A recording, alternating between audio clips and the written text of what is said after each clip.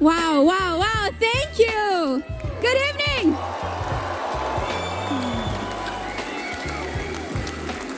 What a pleasure to be here with all of you.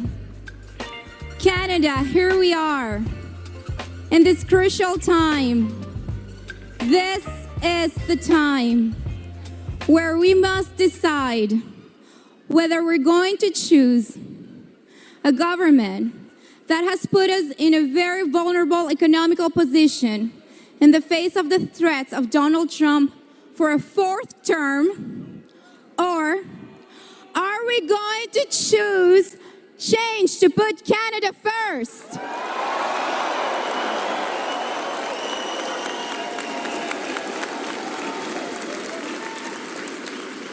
What an amazing crowd. You know, this journey began about 3 years ago for our family, and we've been united ever since.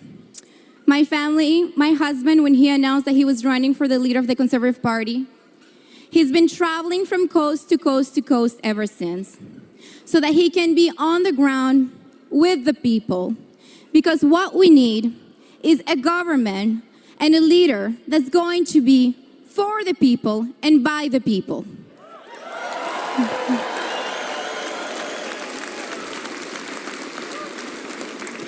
Leadership is born from true love for our country, from true patriotism.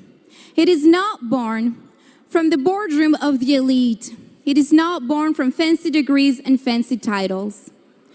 The opposition looks down on my husband because he spent most of his life right here at home fighting for us all.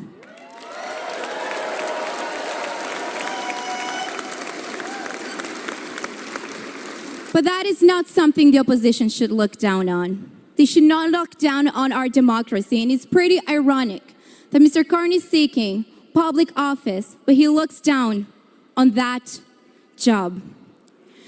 So, here we are. My husband has put forward policies that's going to help all of us to make life more affordable. Policies to also help combat crime.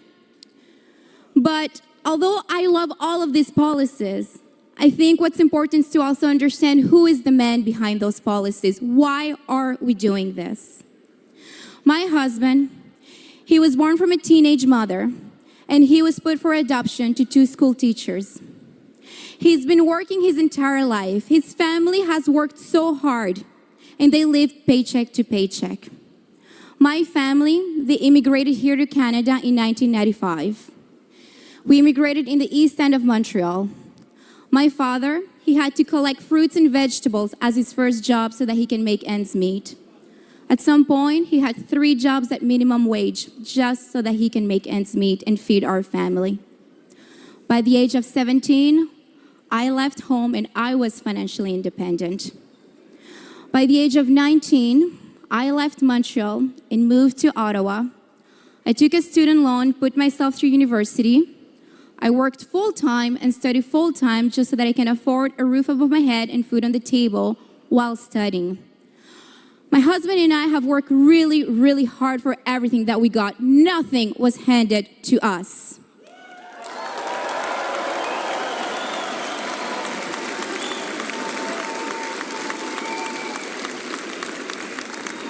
And my family came here for the Canadian Promise. And that was the promise that if you work hard, you can get ahead.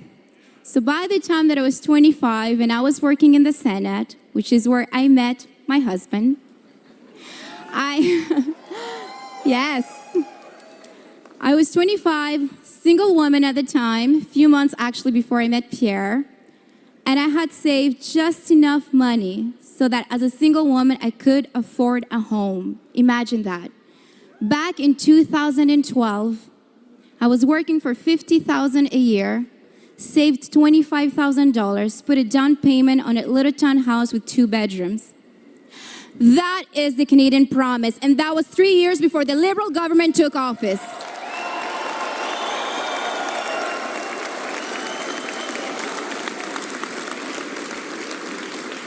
But ladies and gentlemen, hope is on the way. Because we are going to fight back to put Canada first with my husband and the next Prime Minister of Canada, Pierre Poilievre.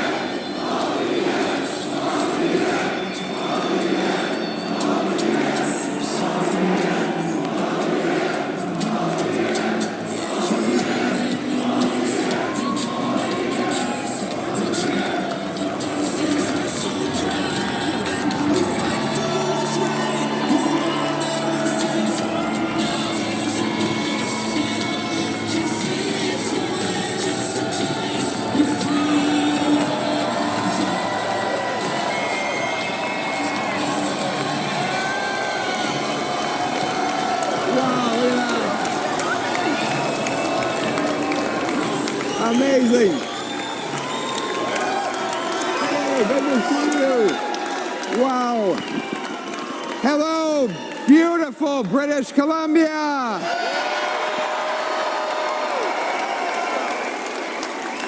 Who's ready to axe some taxes?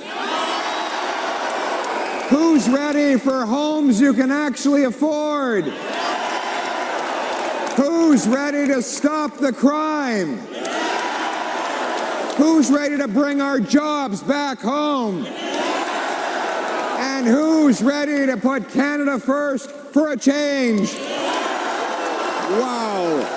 Look at this crowd. Incredible. I'm told there are as many as 5,000 people here today.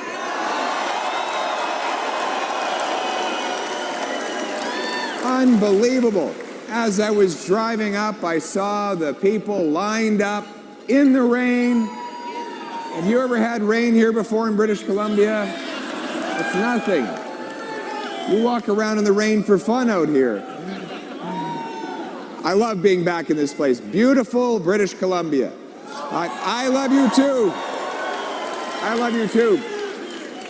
I, of course, am an Albertan, which is that alien species that invades your province every summer for your lakes and your oceans, and every winter for your ski hills. We do spend a lot of money here, but we love British Columbia as fellow Westerners. I gained some of my best lessons from my parents on those road trips. I remember when I was a little boy, we went camping in Penticton. So we drove all the way, road trip from Calgary. We got there and we pitched our tent, and I went to the shore, and lo and behold, there were these new things called jet skis. I'd never seen them before, but it looked thrilling. So I ran back and I told my dad he had to rent me one of these things.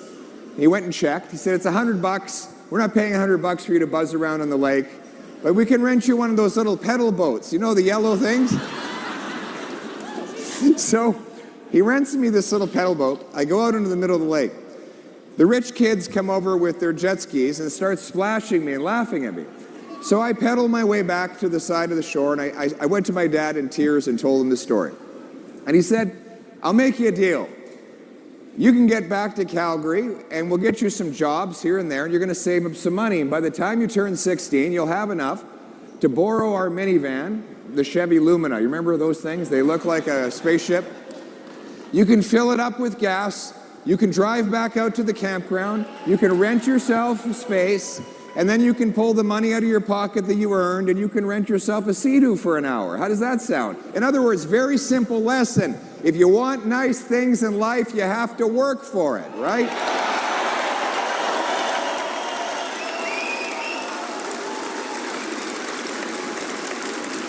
And sure enough, I did, and it worked, and that was the Canadian promise, that anyone from anywhere could achieve anything if they worked hard. They could have a beautiful home on a safe street, protected by brave troops under a proud Canadian flag. That's why people come here.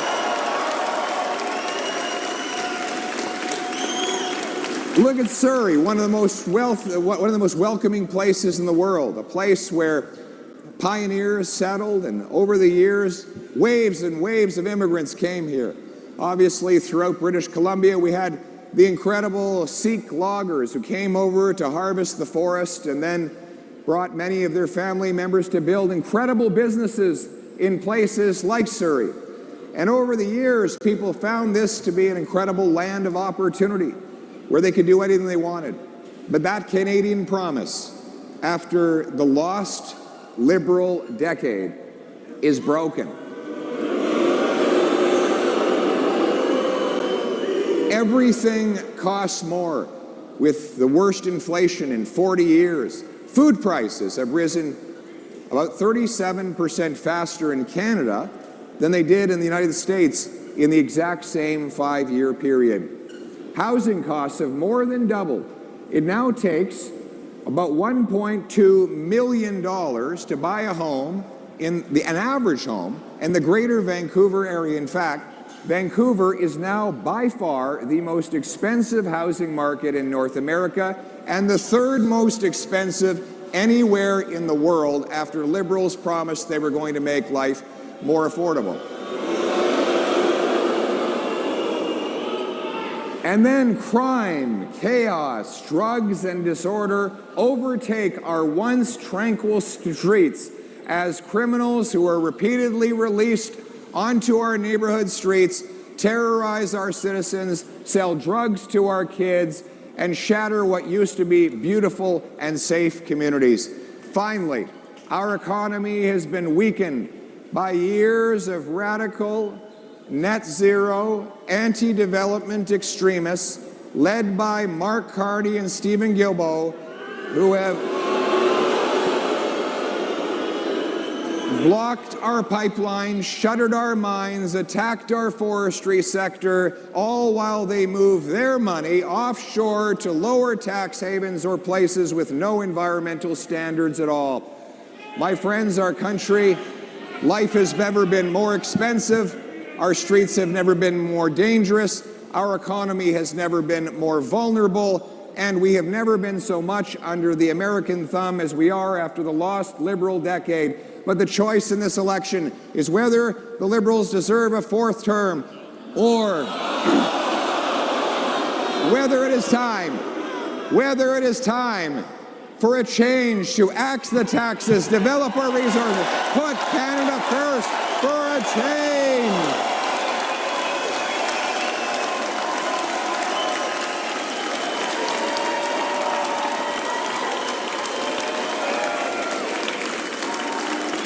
Le choix après la décennie perdue des libéraux, le choix, c'est est-ce qu'on veut donner aux libéraux un 4e mandat pour augmenter les taxes, gonfler le prix de logement et affaiblir notre économie face aux Américains, ou est-ce que c'est le temps de mettre le Canada d'abord pour faire changement et pour reprendre le contrôle de notre avenir? C'est ça notre approche. Now, the Liberals are trying to pull a fast one on us. They want to make us forget about the last 10 years, all the damage that they've done and the weakness that they've created, by replacing Justin Trudeau with his economic advisor and hand-picked successor, Mark Carney. This, despite it is the same Liberal ministers, the same Liberal MPs, same Liberal strategists, same Liberal promises they've been breaking for the last 10 years. The only difference is that Mr. Carney is a more weak, out of touch and conflicted leader than even Justin Trudeau. He has only done two things in Canada. He's been out of Canada for most of his adult life. Up until recently, he had 3 passports. But since coming back, he's done only 2 things. He's been the economic advisor to Justin Trudeau, helping him cause the economic damage, and he's moved his headquarters out of Canada to the US while moving billions of dollars of investment from Canada to tax havens where he doesn't have to pay his fair share. But my friends, the good news is Canada was not like this before the lost Liberal decade, and it won't be like this after they're gone.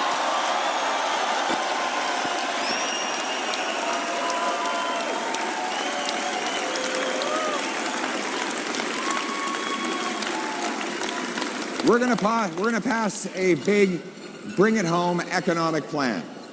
And it starts with cutting the taxes of the workers, the investors, the businesses, the farmers, the people who build our country.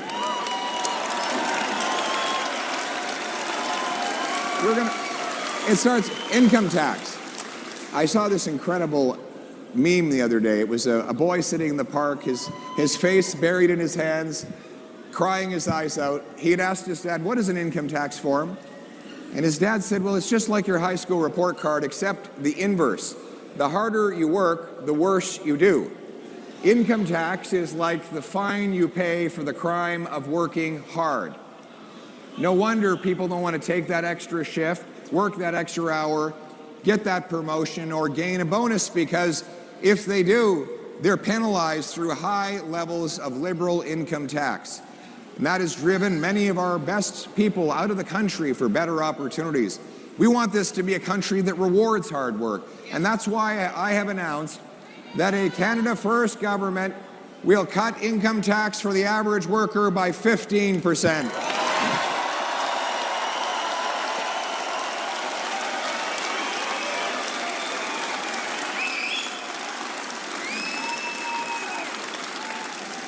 But we also have to bring home our investment.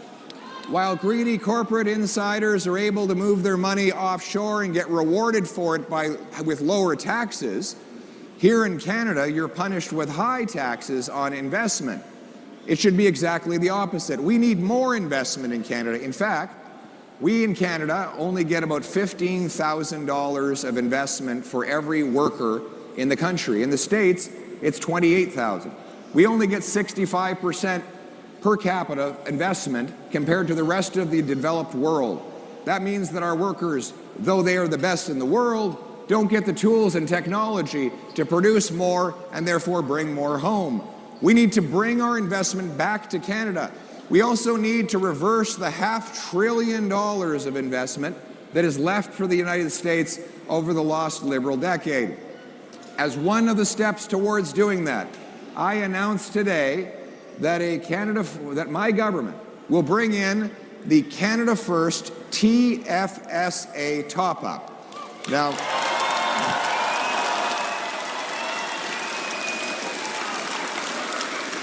as you know, the previous Conservative government, with the help of Mark Strahl, and you were too young to be around at the time there. I was a staffer. Yes, you were a staffer. Who else was there? Who was there? You were there, Carrie Lynn? That early? My goodness. Carrie Lynn Finley was there. We brought in the tax-free savings accounts, allowing you to save and grow your nest egg tax-free. Now, we're going to keep the existing TFSA the same as it is. You'll keep being able to contribute $7,000 a year. But on top of that, our government will let you contribute an additional $5,000 as long as all of that extra money goes to Canadian companies. So that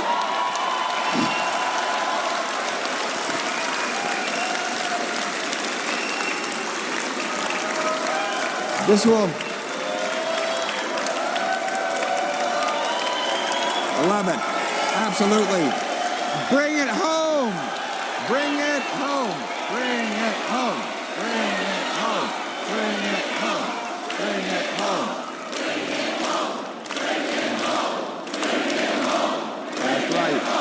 Bring it home. Bring it home. Bring it home. Bring it home.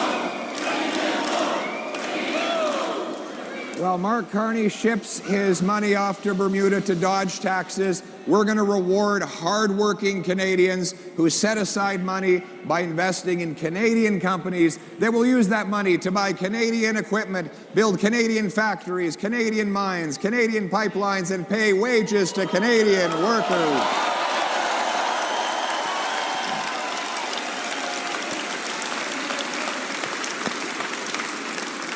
And then we're going to axe the carbon tax.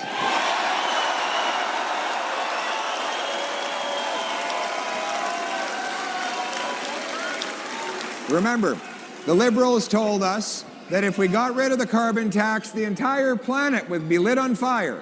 Remember that? They said the carbon tax was the only way to stop forest fires. That's funny. I always thought you put fire out with water, not with taxes. They have senior ministers that are still in the cabinet who said they would resign in protest if ever the carbon tax were canceled. So what did Mark Carney do? He didn't get rid of the carbon tax.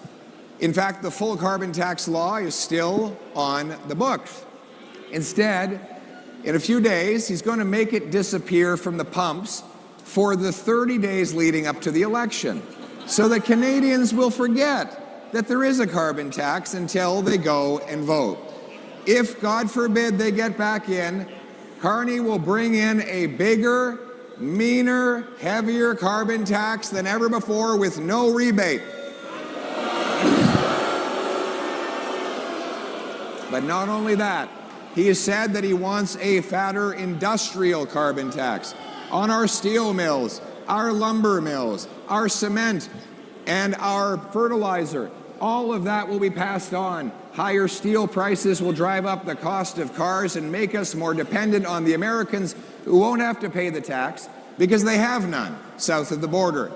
Imagine the one thing that Carney and Trump agree on is that they both want to tax Canadian industry. Trump wants to hit us with tariffs, Carney with a carbon tax. The good news is it's not going to happen because as Prime Minister, I will axe the tax for everyone, for everybody, for real, for good, for a change.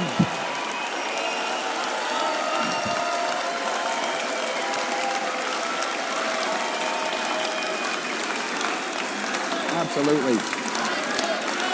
Axe the tax, axe the tax, axe the tax, axe the tax, axe the tax, axe the tax, axe the tax. Axe the tax. Wow. I think everybody wants to axe the tax. And then we're going to axe the inflation tax. You know how inflation happens. It's always the same thing. Government prints money to spend what it doesn't have. That money goes out into the marketplace and bids up the cost of goods. It doesn't make us richer to have more cash if there's not more stuff to buy with that cash. If you have an economy with 10 apples and $10, it's $1 an apple. Now, if you double the number of dollars to 20, but you still have only 10 apples, it's not that you're twice as rich, it's just that each apple now costs twice as much. That's inflation. As the advisor to Justin Trudeau, Mark Carney pushed more money printing. He said we'd have deflation if we didn't print money. God forbid prices go down, right? And so what happened? Our money supply went up from 1.8 trillion to 2.5 trillion, growing our money by 40%, while the real economy grew by only 4%. In other words, the money grew 10 times faster than the stuff that money buys. And that inflated the price of everything. Now we have 2 million more people lined up at food banks. We have 25% of our population in poverty. We are going to stop the money printing, which is actually the symptom. The real disease is overspending. We have to stop spending so much money on wasteful things in Ottawa.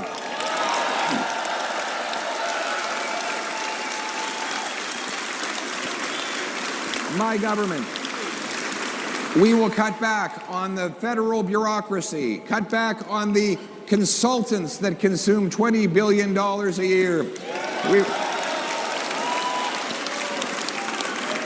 We will cut back on handouts to corporate insiders, and we will cut back foreign aid to bring our money home to our people in this country.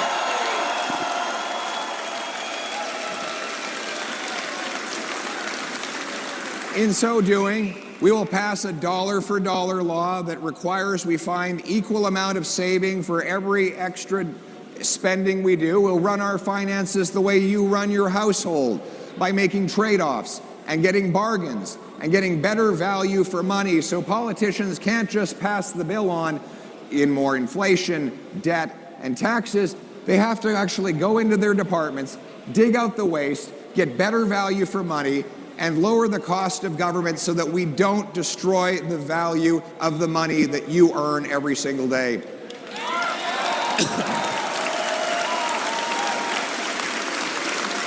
And the worst inflation of all is housing inflation, which has shut out for the first time in Canadian history. Our youth cannot afford homes. This has never been the case. It now takes 29 years for an average British Columbia family to save up for a down payment. It used to be you paid off a mortgage in 25 years, faster than it takes now for the down payment. This is in part due to taxes and government inflation. 60% of the cost of a new home in Vancouver today is taxes, bureaucracy, delays, consultants, zoning, lawyers. More money from a new home goes to bureaucrats in offices than goes to the carpenters, electricians, and plumbers who actually build the homes. So this is a shame, and not only that, the very carpenters who build the homes cannot afford to live in them. That is why we are going to cut back on the taxes and bureaucracy, starting with my leadership and the team of our Conservative Party, to eliminate the federal sales tax on homes under $1.3 million.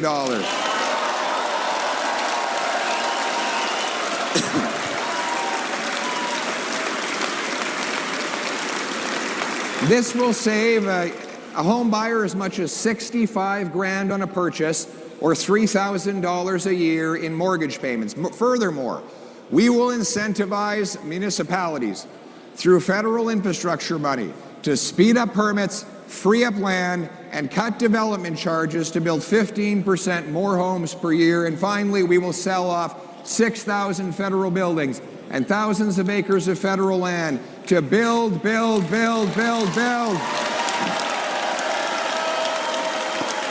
Who's this? Come on up here. Come on, this guy. Come on up here. Who's this guy? Who's this guy? Good to see you. Come up and say hello. There we go. What's your name? What's that? Maxim. Maxim? Good to meet you. So are you the sheriff around here? Do I have a parking ticket? No, I don't have a parking ticket. You're keeping law and order around here? Have you caught any bad guys? Not yet. He's looking out. If there are any bad guys out there, Maxim's coming to get you, okay? Way to go. Are you ready? Look over that way. Are you ready to stop the crime? Way to go. What a kid. And when you grow up, do you want to own your own house? Do you think we should put Canada first? Excellent. Way to go, buddy. Give him a round of applause, everybody. Maxime. Way to go, my friend. Thanks very much for coming. Great kid. All right. He's my security. Is that proud mother over there? That's great. What a great kid. You're raising. He's going to be a cop one day? Good. Excellent. We need more. We love our police. Give it up for the police, everybody. Way to go, Max. Way to go. And what's that? Yeah, jail not bail for the criminals, that's for sure. But you know, the choice in the next election on housing is taxes. Is whether the Liberals deserve a fourth term after driving up taxes and housing costs, or whether it's time to put Canada first with a new Conservative government that will axe the taxes, build the homes, and bring home the dream of home ownership for every hardworking Canadian. Thank you.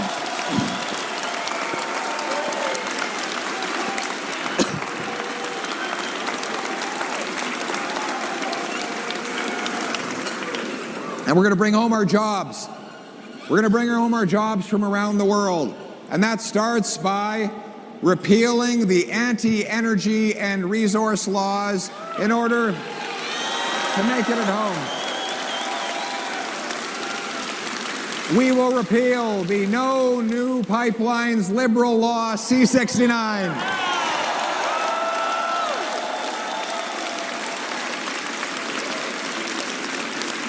We will get rid of the energy cap that Carney has imposed on our oil and gas sector. We will approve the Ring of Fire in Ontario to harvest the strategic minerals.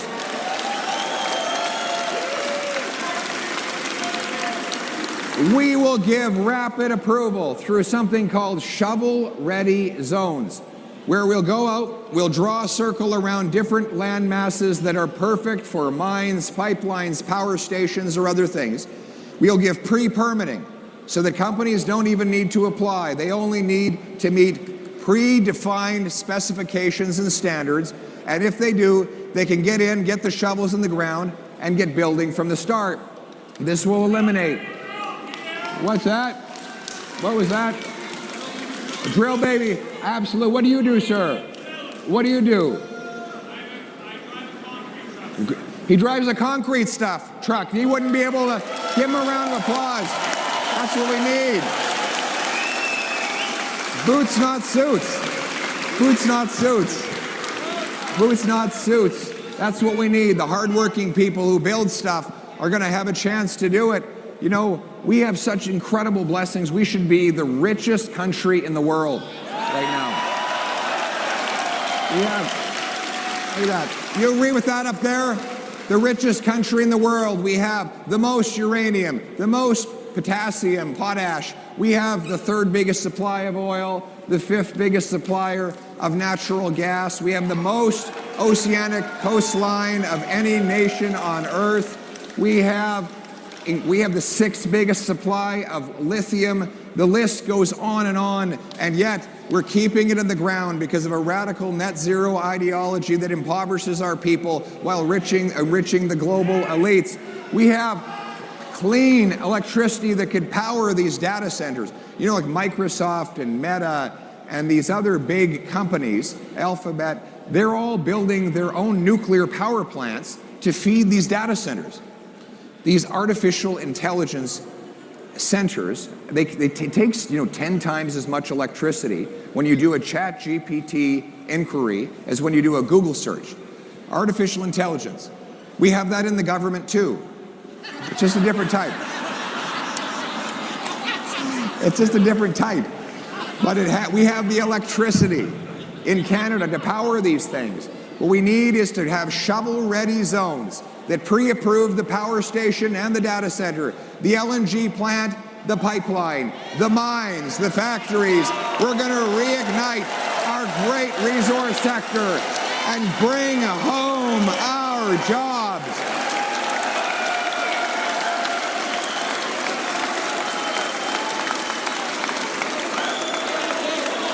Bring it home. Thank you.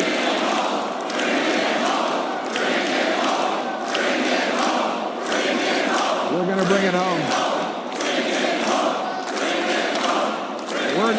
We're going to bring home our jobs and a brighter future for our people. Put our nation back in charge of its own future, and our nation will be strong and able to stand up against President Trump or any future American president, because we will be self-sufficient, self-reliant, and strong enough to stand on our own 2 feet.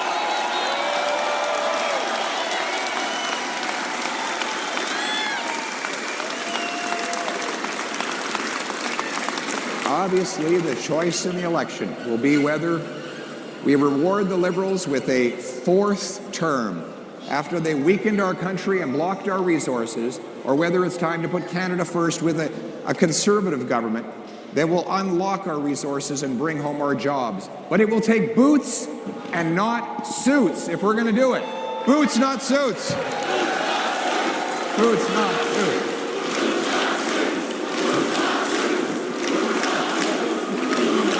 Do we have any tradespeople here today? Yes, the trades. God bless the trades. I tell every young person the key to success is to go into a trade. I visited 600 different events last year. Almost all of them were medium-sized businesses. And everywhere I go now, these businesses, they're not run by lawyers. No offense. I know Carrie Lynn is a great lawyer. I'm very afraid to upset Carrie Lynn. She's my whip. She's a deadly woman, but she keeps me in line. And what have you got there? It looks like you've got a stick or something. Don't hit me with that, Carrie Lynn. Oh, you've got a great flag. That's excellent. Excellent. There we go. Carrie Lynn Finley. Give it up for Carrie Lynn.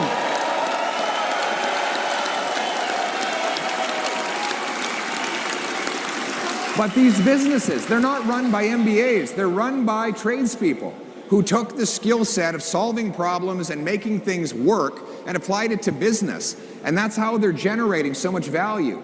But unfortunately, the governments want to give all their educational resources to white-collar education. I have no problem with university. I was blessed to go myself.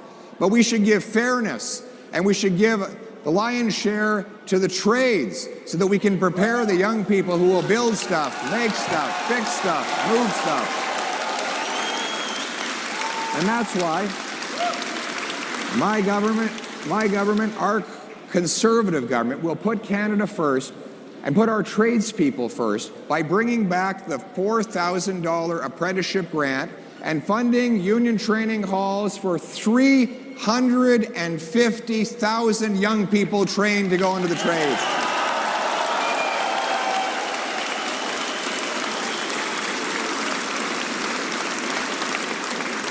And we want them to bring their paychecks home to safe neighborhoods so we will stop the crime. The good news is, is there any crime in British Columbia at all? Wild, isn't it? The stories are crazy. It's incredible how much crime is going on. Repeat violent offenders. The good news is we don't have a lot of criminals. The bad news is they're very productive or very destructive. A tiny group of criminals are doing all of the crime. In Vancouver, the police had to arrest the same 40 offenders 6,000 times. That means that each one of these guys was arrested. We have great police officer Jesse Sahota here. Future Conservative MP, wrestling champion, black belt in jiu-jitsu. He even has the cauliflower ears to show it. Very powerful soul, a very powerful guy who's going to fight for it, and he's mentoring our young people. But Jesse, I bet you have a lot of return customers out on the street, right? You're arresting the same guy over and over. Oftentimes, the criminals say they're not even afraid to get caught. They don't go through the trouble of avoiding the police because they know they'll be released before the paperwork on their latest arrest is even complete. And then they go out and offend again and again. If you're arrested every 2 days, like those 40 offenders in Vancouver, you got to be working at it all day, every day. It's hard work. You know, you got to be up at the crack of dawn to rob a bank and, selling fentanyl by noon and carjacking by 2 in the afternoon. And these guys don't even have unions. They don't have benefits. They do get room and board. They go to prison for a few hours. It's like the Hotel California. They check out, but they never really leave. But the reality, it's crazy. If you don't laugh, you cry. If you don't laugh, you cry. This is because of Bill C-75. I quote, that the judge is required to release the offender at the, quote, earliest opportunity under, quote, the least onerous conditions. That is what we're going to get rid of. I will repeal C-75. It'll be jail, not bail. Jail, not bail. Jail, not bail. Then there's C-5, house arrest, which allows chronic car thieves to do their sentences in the comfort of their living room, watching Netflix or playing Grand Theft Auto. only to go out the front door and steal again. We will repeal C5 and bring mandatory prison sentences for car thieves and other offenders.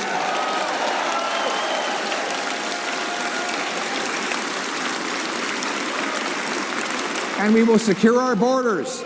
We know that our weak borders, with 99% of shipping containers going uninspected, and the ability of criminals to walk straight across into our country, is the responsible for almost all of the gun crime we have and the drugs that are coming into our country.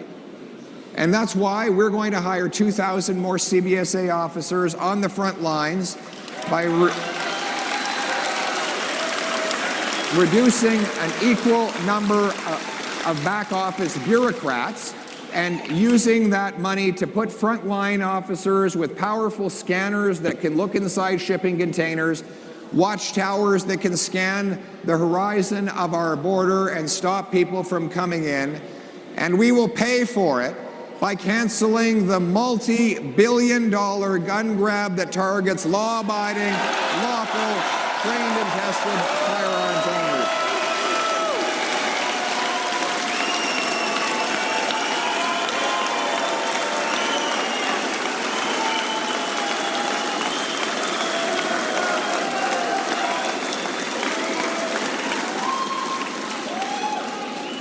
This gun grab, which the police across the country oppose, the police unions are nearly unanimous in opposing the gun grab. They know that it goes exclusively after law-abiding people. And that's a very simple truism that's easy to prove. If you're a criminal, you don't go out and get a possession and acquisition license, right? So taking the property away from the trained-tested, proven and vetted licensed owner means that you're by definition going after the good guys and spending billions of police and law enforcement dollars doing it, money that could be going to protecting our people. Liberals want to protect turkeys from hunters. I want to protect Canadians from criminals.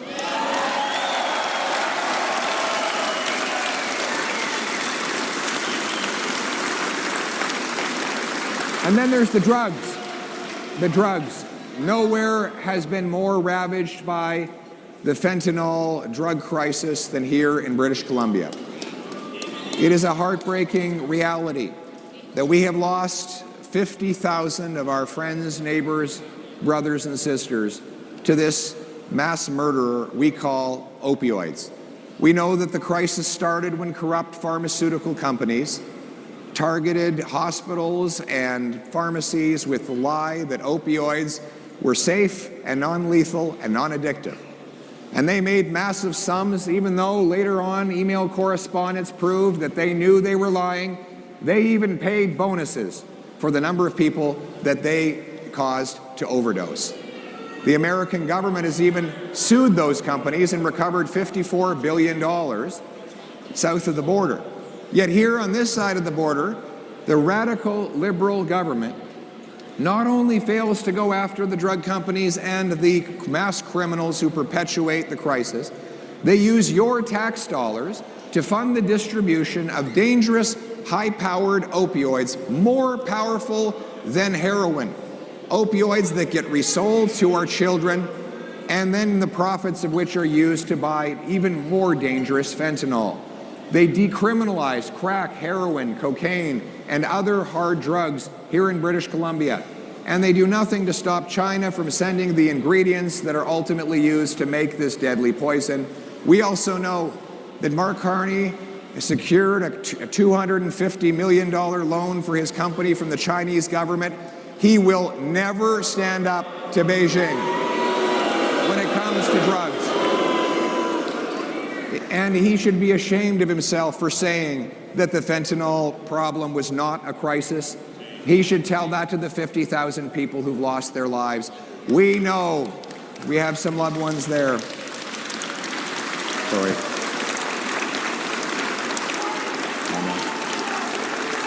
I know. Sorry. I know. We hear stories like this all the time. People who write me letters, heartbreaking letters of good kids who grew up with great values, but maybe got an injury and took a drug to try and relieve the pain, or fell in with the wrong crowd. And when they got addicted, they never made it through. But the good news is we can do something about it. We're going to ban the drugs. We're going to stop giving out tax-funded opioids. We're going to put the money...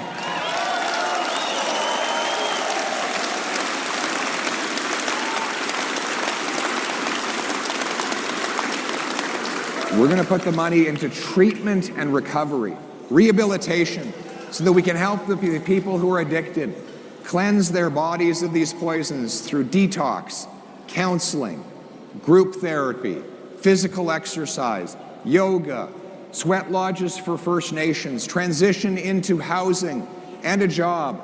The message that I have for anyone out there that might be suffering with addiction: have hope. Hang on. Hope is on the way. Thank you.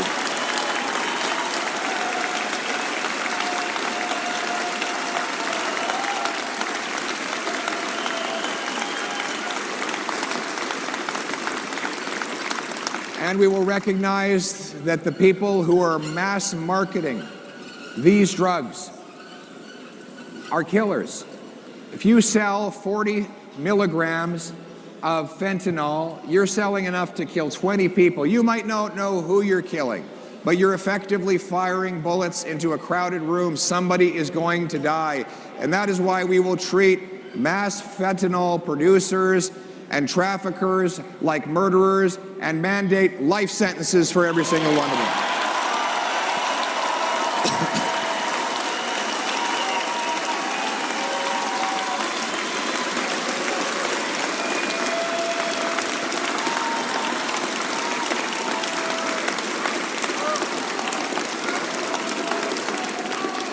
And we will help pay for all of the wonderful treatment we provide by suing the corrupt pharmaceutical companies that caused the problem in the first place.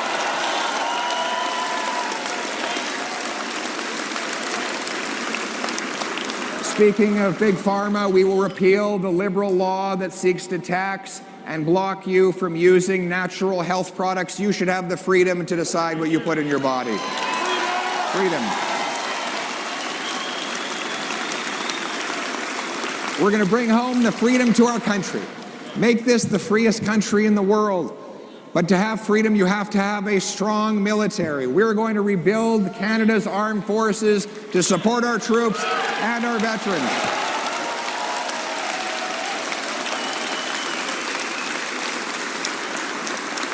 That includes recruiting the soldiers to fill all of our allotment, expanding our numbers in both the regular forces and the reserves.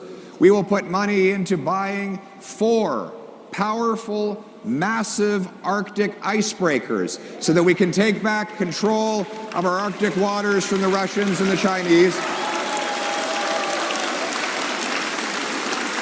We'll go ahead with the purchase of submarines, fighter jets, and Poseidon aircraft that are able to surveil and interrupt foreign submarines that enter into our waters.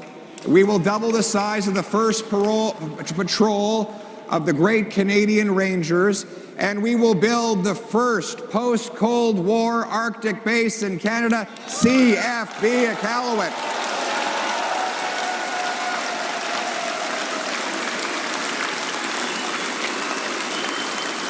We will expand the cadet program to get more of our young people, before they even graduate from school, enjoying mentorship from our soldiers and our rangers, learning outdoor skills and binding each other together from coast to coast of our wonderful nation. We will be united in service and loyalty, and we will prepare the next generation of warriors that will defend our land. We will also reject radical schemes like the Liberal Century Initiative to bring our immigration system back under control.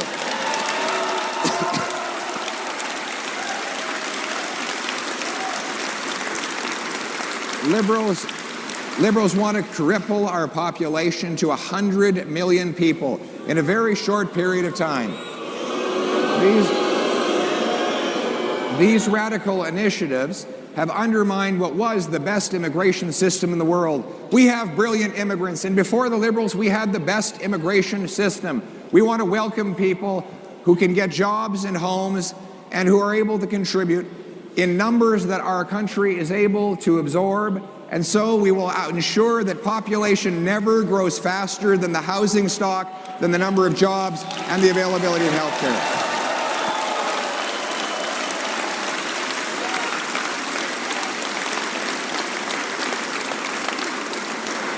We don't need any of these wild schemes that the globalist elites want to impose on us. You know, Mark Carney thinks he's better than everybody here. He knows better, that he and his friends at Davos can tell us all how to live our lives. My friends, we don't need any direction from him. Canadians are smart enough to make their own decisions. We will reject all of his elitist schemes. There will be no one in my cabinet allowed anywhere near the World Economic Forum.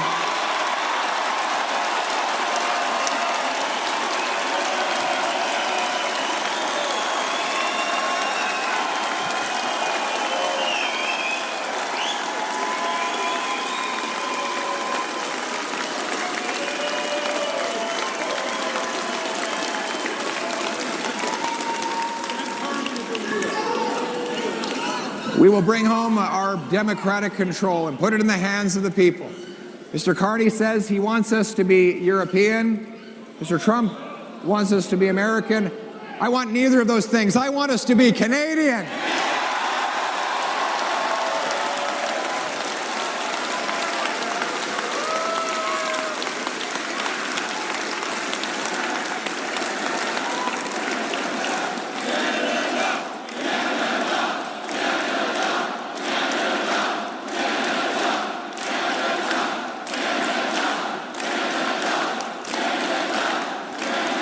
Absolutely. And to be a truly proud nation, we have to honor the history of those who came before us. No more knocking down statues, no more taking down our flag.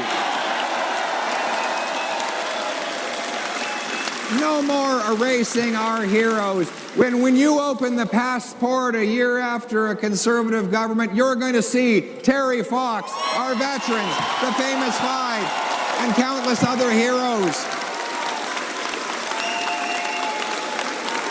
We know that if we are able to see over the mountain, it's because we stand on the shoulders of giants who came before us and passed on to us a wonderful country and a beautiful blessing. Not a perfect country with a perfect past, but a group of people who built an incredible land for which we should actually be grateful. We should be grateful for everything we have in this country. We're going to be a self-reliant, strong nation which trades with itself, which harvests its resources, protects its vulnerable, secures its borders, honors its history, rearms its military, raises its flag, and puts its country and its people before everything else.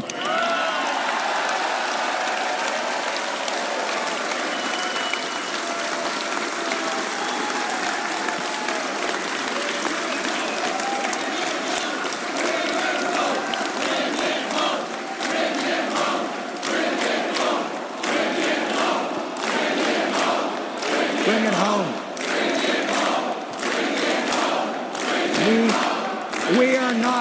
We are not a nation of tax collectors and toll masters, of bureaucrats and busybodies, of gatekeepers and grandees, of rulers and rule makers. No, we are a nation of explorers and entrepreneurs, of artists and adventurers, of workers and warriors, of pioneers and patriots. What binds us together is the Canadian promise. The promise to you, the single mother out there who's struggling to pay your bills, that a better day is coming for you and your children. The promise to the seniors that are choosing between eating and heating, that help and hope are on the way. The promise to the wonderful family that lost a loved one to drug overdoses, that their death will not be in vain, that we will protect other people in the future. That is the Canadian promise. That is the hope we're going to be bringing home for all Canadians. The Canadian promise that hard work gets you a great life in a beautiful home on a safe street under a proud flag protected by brilliant soldiers. To uphold that flag and its promise, we must work together, fight together, and win together for our people, for our land, for our home, for Canada first, for a change. Let's bring it home. Thank you.